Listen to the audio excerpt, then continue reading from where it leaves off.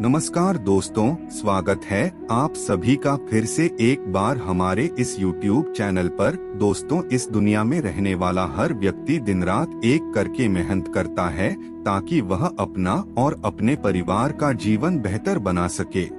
अपने परिवार का जीवन बेहतर बनाने के लिए इंसान कठिन से कठिन परिश्रम करने के लिए भी तैयार रहता है, लेकिन कभी कभी परिश्रम करने के बावजूद भी व्यक्ति को अपने जीवन में सफलता की प्राप्ति नहीं होती है, जिसकी वजह से वह व्यक्ति हताश और निराश हो जाता है। दोस्तों, इस दुनिया में जितने भी लोग हैं, उन सभी लोगों का अपना अपना अलग अलग भाग्य है। जिसके भाग्य में जितना लिखा है, उस व्यक्ति को उतना ही प्राप्त होगा। यदि आपको वर्तमान समय में किसी भी प्रकार की कोई समस्या परेशान कर रही है, तो आपको समझ जाना चाहिए कि यह आपके पूर्व जन्म के कर्मों का फल है। पूर्व जन्म के कर्मों का फल ही वर्तमान रूप में हमें प्राप्त होता है।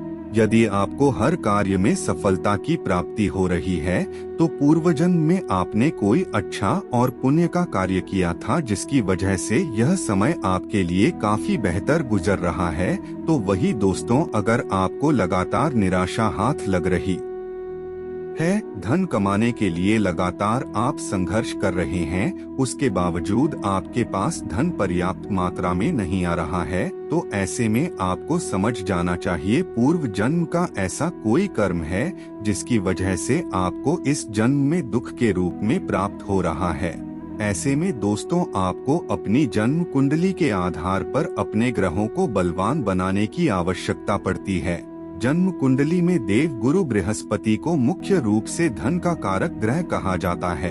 यदि आपकी कुंडली में देव गुरु बृहस्पति बलवान होते हैं, तो इससे आपके जीवन में कभी भी धन की कमी नहीं होती। ज्योतिष शास्त्र में कई प्रकार के ऐसे उपाय बताए गए हैं, जिनके माध्यम से आप बड़ी आसानी के साथ अपने देव गुरु बृहस्पति को बलवान और मजबूत कर सकते हैं। दोस्तों, आज इस वीडियो में हम आप लोगों को एक ऐसे पौधे के बारे में बताने जा रहे हैं, तो आपके जीवन में धन की समस्या को दूर कर देगा।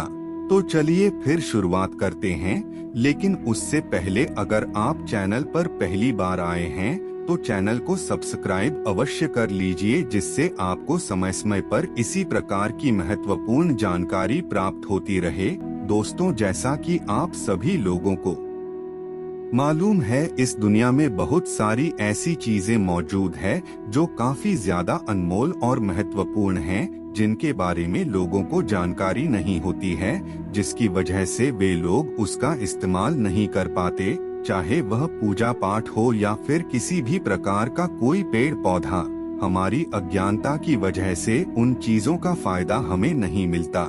जैसा कि आप सब जानते हैं, अगर भगवान विष्णु की कृपा प्राप्त करनी है, तो ऐसे में पीपल वृक्ष की पूजा अर्चना करनी चाहिए। इससे शनिदेव भी प्रसन्न होते हैं, रुके हुए कार्य पूर्ण हो जाते हैं, मनोकामनाएं भी धीरे धीरे करके पूरी होने लगती है।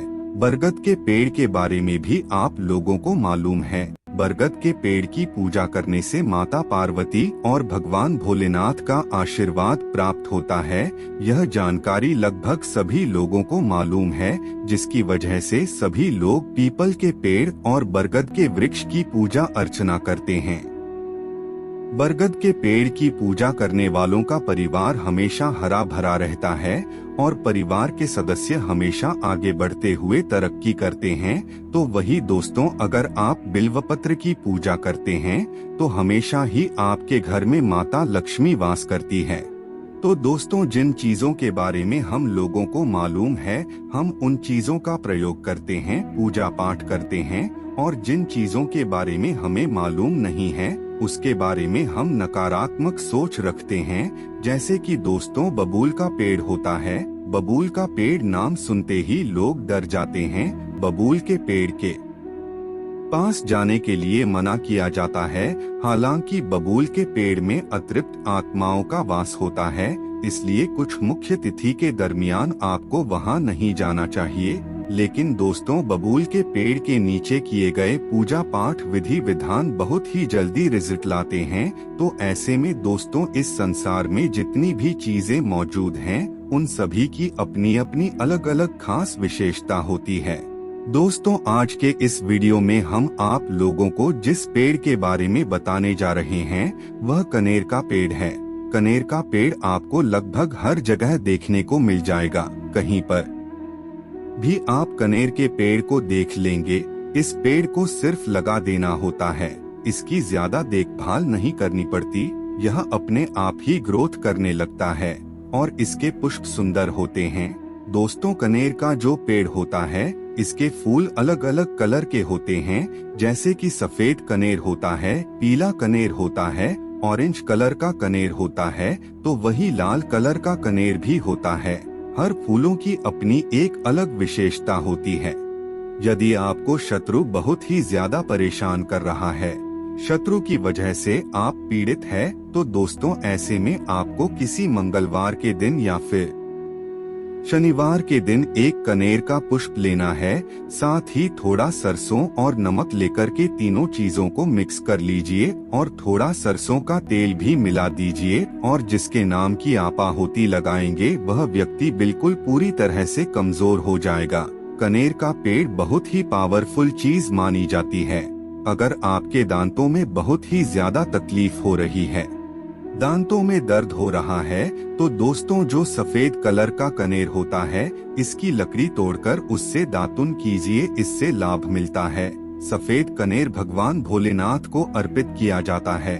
अगर आप भगवान शिव को सफेद कनेर अर्पित करके जो भी इच्छा बोलते हैं वह तुरंत ही पूर्ण हो जाती है। कनेर के पेड़ के नीचे बैठकर के अगर कोई अनुष्ठान किया जाता है या फिर भगवान भोलेनाथ की पूजा अर्चना की जाती है तो तुरंत ही सिद्धि की प्राप्ति होती है। अगर आप माँ दुर्गा महाकाली पर लाल कलर का कनेर का पुष्प चढ़ाते हैं तो इससे आपको लाभ मिलेगा। अगर आप मंगलवार के दिन लाल कलर का कनेर का पौधा ला करके अपने घर के दक्षिण दिशा में लगाते हैं तो इससे शत्रु हमेशा कमजोर रहता है, शत्रु आपका कुछ नहीं बिगाड़ पाता। दोस्तों, पीला कनेर भगवान बृहस्पति को अर्पित किया जाता है। जितना ज्यादा आप भगवान विष्णु को पीला कनेर अर्पित करेंगे उतना ही ज्यादा आपको उनकी कृपा दृष्टि प्राप्त होगी। यदि आपके जीवन में धन की कमी है, गरीबी बहुत ज्यादा है, कर्ज बढ़ता ही चला जा रहा है, दरिद्रता खत्म नहीं हो रही है, तो ऐसे में दोस्तों आपको मंगलवार के दिन एक तांबे के लोटे में जल लेना है और कनेर के पौधे में उस जल को डालना है।